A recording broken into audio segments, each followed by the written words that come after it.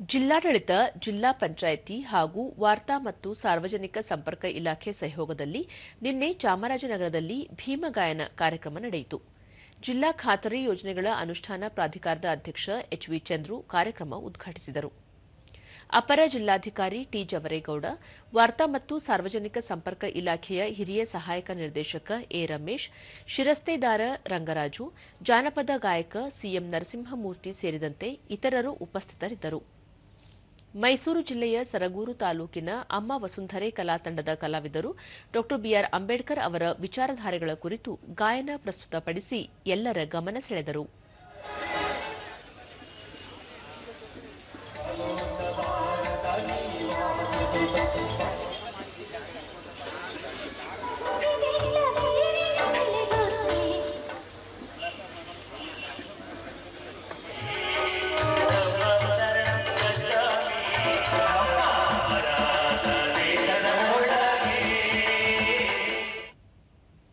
ಬಳಿಕ ಎಚ್ಪಿ ಚಂದ್ರು, ಗಾಯನದ ಮೂಲಕ ಅಂಬೇಡ್ಕರ್ ಅವರ ಕುರಿತು ಸಾರ್ವಜನಿಕರಲ್ಲಿ ಅರಿವು ಮೂಡಿಸುವ ಇಂತಹ ವಿಶೇಷ ಕಾರ್ಯಕ್ರಮಗಳು ಇನ್ನಷ್ಟು ನಡೆಯಬೇಕಿವೆ ಎಂದರು. ಇಲ್ಲಿ ಬೇರೆ ಬೇರೆ ನಮ್ಮ ಜಿಲ್ಲೆ, ವಿಶೇಷವಾಗಿ ನಮ್ಮ ಜಿಲ್ಲೆಯಲ್ಲಿ ವಿಶೇಷವಾದ ಕಲಾ ತಂಡಗಳಿವೆ. ರಾಷ್ಟ್ರ ಮತ್ತು ಅಂತಾರಾಷ್ಟ್ರೀಯ ಮಟ್ಟದ ಗಾಯಕರು, ಕವಿಗಳು ಎಲ್ಲ ಇದ್ದಾರೆ. ನನ್ಗೆ ಎಲ್ಲೋ ಒಂದ್ ಕಡೆ ಈಗ ಒಂದು ಗಾಯನ ಕಾರ್ಯಕ್ರಮವನ್ನು ನೋಡಿದಾಗ ಇದನ್ನ ಅವರ ವಿಚಾರಧಾರೆಗಳನ್ನ ಗಾಯನದ ಮುಖಾಂತರ ಅಲ್ಲದೆ ಕಥೆ ಕಾಲಕ್ಷೇಪಗಳ ಮುಖಾಂತರ ಅದನ್ನ ಆಯೋಜನೆ ಮಾಡಿಸಿ ಇನ್ನೂ ಹೆಚ್ಚಿನ ರೀತಿಯ ಒಂದು ಅರ್ಥಗರ್ಭಿತವಾಗಿ ಜನಕ್ಕೆ ಜನಮಾನಸದಲ್ಲಿ ಉಳಿಯುತ್ತೆ ಅಂತ ನನ್ನ. ಅಪರ ಜಿಲ್ಲಾಧಿಕಾರಿ ಟಿ ಜವರೇಗೌಡ, ಅಂಬೇಡ್ಕರ್ ಅವರು ಅಸ್ಪೃಶ್ಯತೆ, ಅಸಮಾನತೆ ವಿರುದ್ಧ ಹೋರಾಡಿದವರು. ಶಿಕ್ಷಣದಿಂದ ಮೇರು ಎತ್ತರಕ್ಕೆ ಬೆಳೆದ ಅವರ ಹೆಸರು ಶಾಶ್ವತವಾಗಿ ಉಳಿಯಲಿದೆ ಎಂದು ಅಭಿಪ್ರಾಯಪಟ್ಟರು.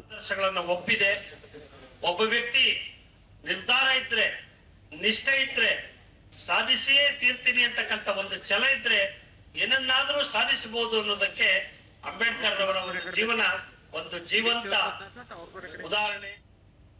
ಎ ರಮೇಶ್, ಡಾ ಬಿಆರ್ ಅಂಬೇಡ್ಕರ್ ಅವರ ವಿಚಾರಧಾರೆಗಳನ್ನು ಜನಮಾನಸದಲ್ಲಿ ಜಾಗೃತಗೊಳಿಸುವ ಉದ್ದೇಶದೊಂದಿಗೆ ರಾಜ್ಯದ 12 ಜಿಲ್ಲೆಗಳಲ್ಲಿ ಭೀಮಗಾಯನ ಕಾರ್ಯಕ್ರಮ ಆಯೋಜಿಸಲಾಗಿದೆ ಎಂದು ಹೇಳಿದರು.